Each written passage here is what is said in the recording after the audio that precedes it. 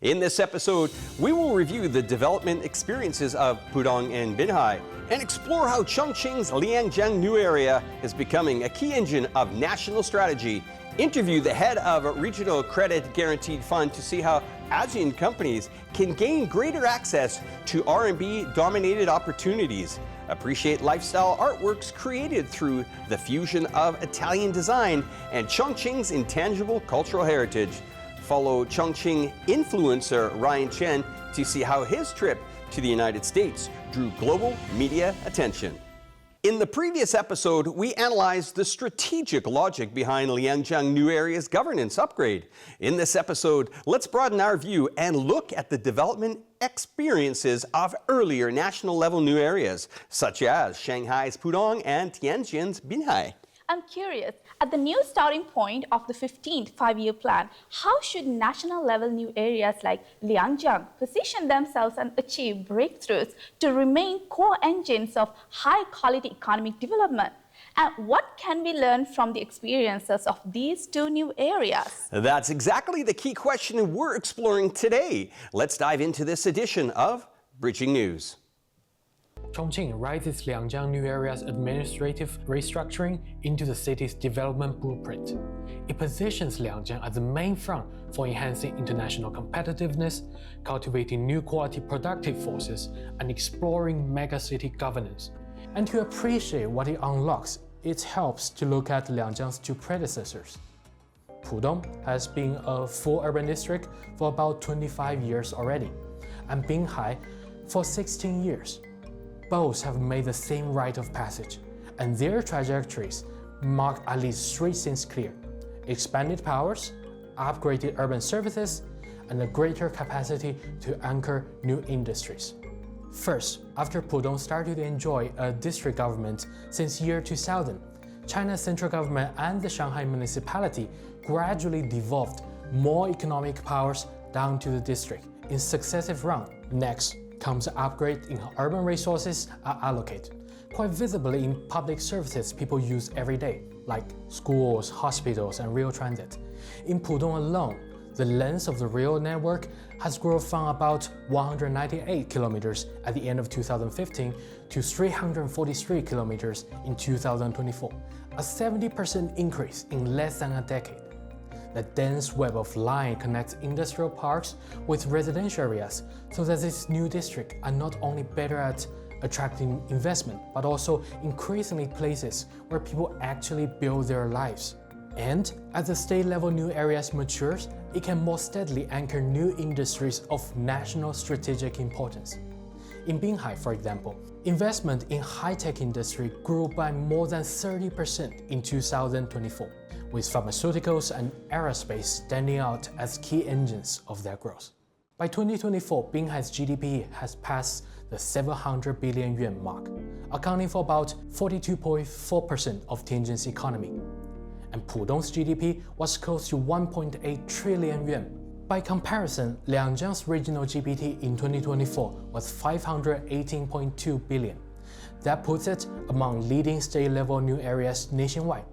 But it accounts for only about 16% of Chongqing's total economy. That gap is one of the reasons driving this new round of reform. Against the backdrop of China's deepening reform and opening up, the implication of this spatial recalibration crystallizes when we take in the whole of Western China. On the very day Liangjiang's new administrative identity was revealed, the State Council also released a fresh territorial spatial plan for Chengdu-Chongqing Economic Circle till 2035, signaling a further push to build the region into an inland highland for opening up and an international gateway hub. Taken together, these moves raises the expectations for the twin cities. Over the next decade, an upgraded Liangjiang is likely to play a heavier role in driving high-quality growth across Western China, and to enter a second phase of its own development. When it comes to national development drivers, internal reform matters, but so does external financial cooperation. As ASEAN's largest trading partner, China is actively promoting regional integration and financial cooperation. Yes, The cross-border use of the RMB is a key element in deepening regional economic integration. The Credit Guarantee and Investment Facility, a multilateral institution jointly funded by the 10 ASEAN countries, together with China, Japan, and South Korea, plays a critical role in this process. In this episode of Dialogue, we sit down with Mr. Wang Hongwei, CEO of Credit Guarantee and Investment Facility under the Asian Development Bank. He explains how CGIF supports green finance and sustainable development projects across ASEAN, creating more opportunities for local companies to access RMB-denominated financing. CGIF is a trust fund Asian Development Bank. Critically importantly, it is also a cooperation initiative of ASEAN Plus 3. So in support of developing local currencies in ASEAN. So we have a clear and important mandate, that is to support local currency bond development. As China-ASEAN cooperation deepens, green development has become a shared priority, and this is precisely where CGIF steps in. Through technology-driven finance and green finance, CGIF helps local corporates tap long-term local currency funding to support renewable energy and sustainable infrastructure across ASEAN. This year, we supported a solar farm in Cambodia. That is not special. What is special is it is a 15-year transaction. That's the longest transaction in Cambodia.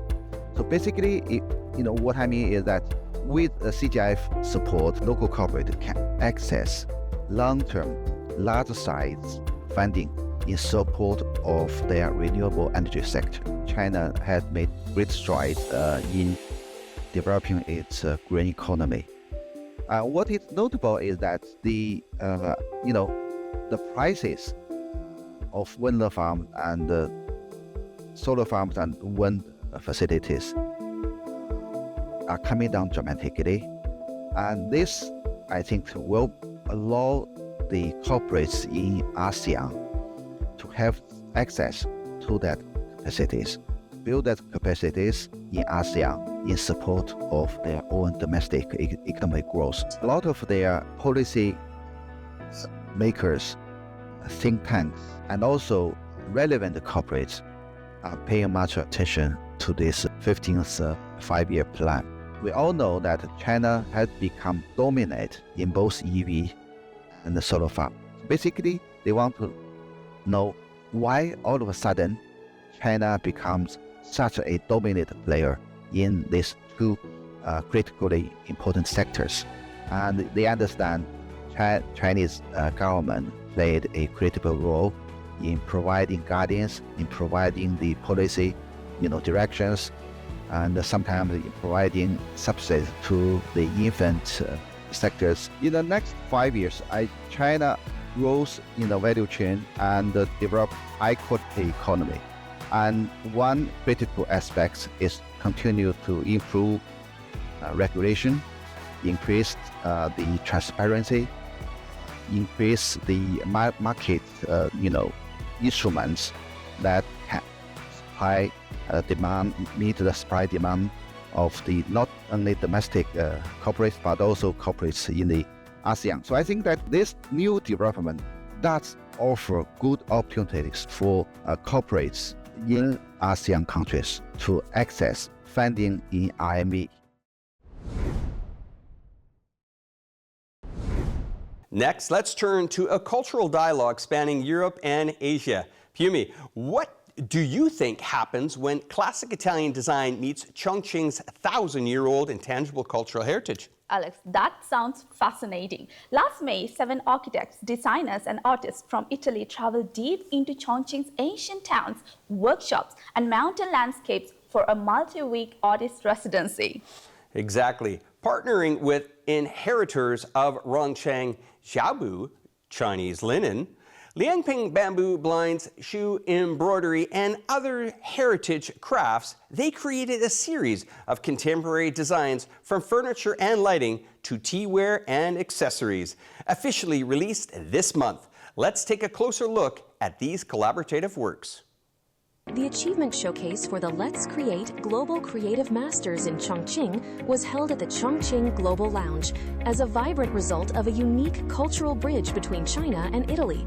The event celebrated the fruits of a collaborative journey that began in May 2025, when 7 Italian artists immersed themselves in the heart of Bayou culture across Chongqing's districts. Working alongside local masters of intangible cultural heritage in temporary international workshops, they transformed traditional elements into a contemporary collection spanning home decor, jewelry, and daily utensils. Chiaramente ognuno ha preso. Our trip to Chongqing has been a truly profound and even awe-inspiring experience. The depth of culture here has really moved us.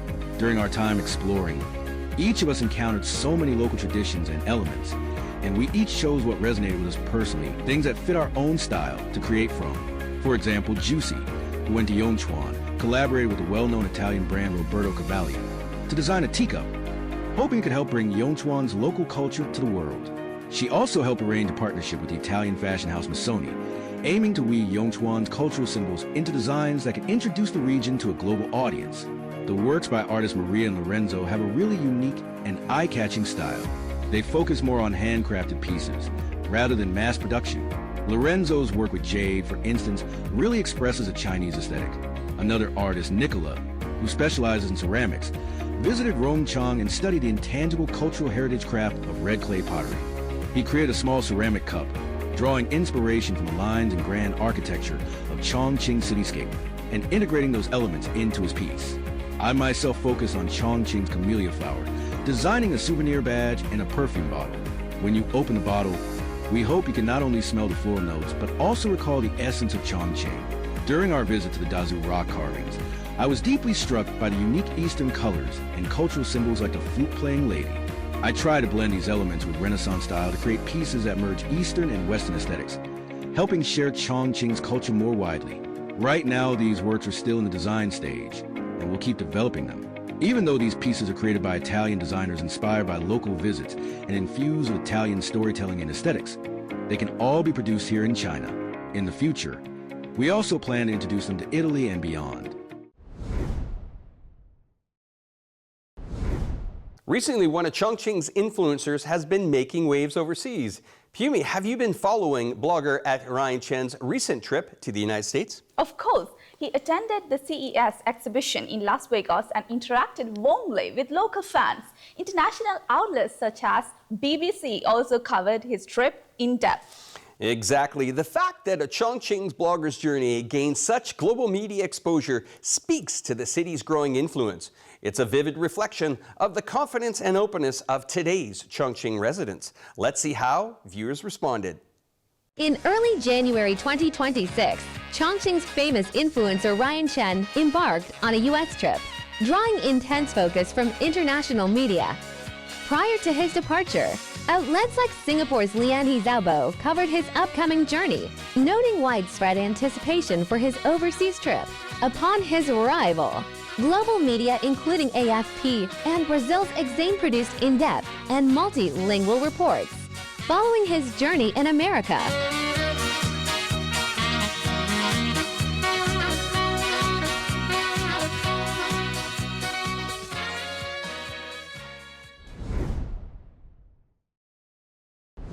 That's all for today's episode. Thanks to everyone for watching, and thanks to Pumi for her wonderful insights. Thanks, Alex, and thank you all for watching. We'll bring you more stories from Chongqing next time. Let's meet showcasing new Chongqing to the world. I'm your host, Alex. Thanks for watching. Bye for now. And I'm Pumi. Bye-bye.